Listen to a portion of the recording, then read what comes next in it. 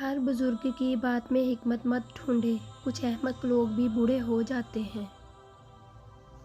اپنے بہترین وقت کو نماز کے لیے وقف کر لو، کیونکہ تمہارے سب کام تمہاری نماز کے بعد قبول ہوں گے۔ جس نے تمہارے ساتھ برائی کی ہو، اس کے ساتھ احسان کر کے اسے بدلہ دے دو، کیونکہ احسان بد زبانوں کی زبان بند کرتا ہے۔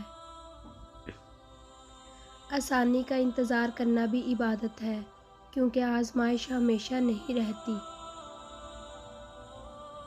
خاموشی عبادت کا وہ پودا ہے جس کا پھل ہمیشہ میٹھا ہی ہوتا ہے۔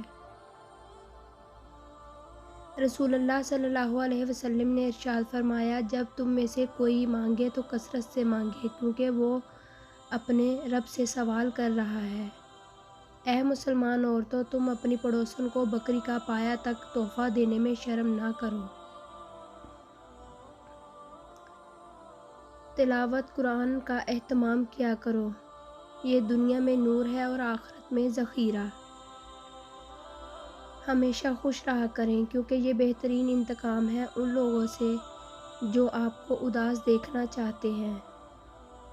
جن لوگوں میں قابلیت ہوتی ہے انہیں کہنے کی ضرورت نہیں ہوتی، بلکہ وہ ہر جگہ پسند کیے جاتے ہیں۔ عقل مند اور حساس لوگ ہمیشہ غم و فکر میں مبتلا رہتے ہیں۔ نیت نیک ہو، ارادہ مضبوط ہو تو سمت کو ڈھونڈنا نہیں پڑتا، انسان اسی طرف جاتا ہے جہاں اسے جانا چاہیے۔ اختلاف کے باوجود احترام سے پیش آنا کمزوری نہیں، خاندانی ہونے کی دلیل ہے۔ اگر دیر کا مطلب انکار ہوتا تو اللہ 40 سال بعد حضرت یعقوب علیہ السلام کو حضرت یوسف علیہ السلام سے نہ ملاتا۔ انسان کوئی لفظ زبان سے نکال نہیں پاتا، مگر ایک نگران ہر وقت لکھنے کے لیے تیار ہوتا ہے۔ جب کوئی اپنے بھائی کے لیے غائبانہ میں دعا کرتا ہے تو فرشتے آمین کہتے ہیں اور کہتے ہیں تیرے لیے بھی اسی جیسا ہو۔ جھوٹ کا اندھیرا جتنا بھی گہرا ہو، سچائی کی ایک کرن اسے مٹانے کے لیے کافی ہے، اور کہہ دو کہ حق آ گیا اور باطل نابود ہو گیا، بے شک باطل نابود ہونے والا ہے۔ تم صبر کے ساتھ اس کے فیصلوں کا انتظار کرتے رہو، اللہ بہترین رشتے بنا کر تمہیں تمہاری منزل تک پہنچانے والا ہے۔ کیا خوب لکھا ہے کسی نے، بس ایک خدا نہیں ہوتی، ورنہ ماں کیا نہیں ہوتی۔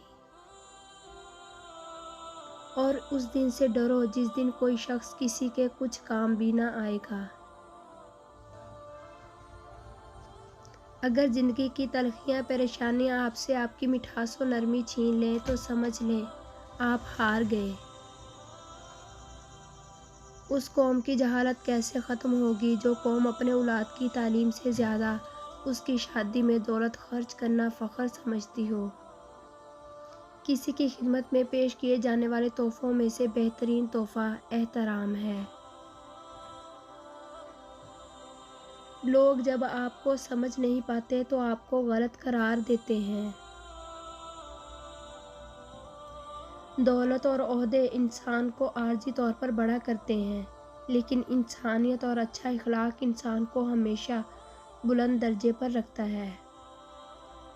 اور تمہارے رب کا فرمان ہے کہ مجھ سے دعا کرو، میں تمہاری دعاؤں کو قبول کروں گا۔ اپنے آپ کو، اپنی اولاد کو، اپنے خادموں کو اور اپنے مال کو بد دعا نہ دو، ایسا نہ ہو وہ گھڑی قبولیت کی ہو اور تمہاری دعا قبول ہو جائے۔ کسی انسان کا مکمل خاموش ہو جانا چیخ کر رونے کے برابر ہے۔ الجھنا چھوڑ دیں ایسی چیزوں سے، حالات سے اور لوگوں سے جن کو آپ بدل نہیں سکتے۔ اپنی توجہ اس پر مرکوز کریں جسے آپ بدل سکتے ہیں، یعنی کہ اپنا آپ۔ دوسروں کی زندگی آسان کریں اور اپنی آخرت۔ ہم سب ایسے نابینا معاشرے میں رہتے ہیں جہاں اداسی کو ظاہر کروانے کے لیے رونا پڑتا ہے اور بیماری کا بتانے کے لیے مرنا پڑتا ہے۔ دنیا میں کچھ بھی عجیب نہیں، بس کچھ چیزیں توقع سے زیادہ تکلیف دہ نکل آتی ہیں۔ شدت درد میں ہونٹوں پہ دعا کا ہونا ثابت اس سے بھی ہوتا ہے رب کا ہونا۔ چیزوں کی اہمیت نہیں ہوتی، وہ کبھی نہ کبھی مل جاتی ہیں، صرف انسان ہے جن کا نعم البدل نہیں ہوتا، وہ نہیں ملتے۔ عورت ہمیشہ اپنی مرضی سے مرد کے قابو میں آتی ہے، اس کی مرضی کے بغیر اسے چھونا تو بڑی دور کی بات ہے، محض ٹکٹکی باندھ کے تکنے پر بھی ہنگامہ کھڑا کر دیتی ہے۔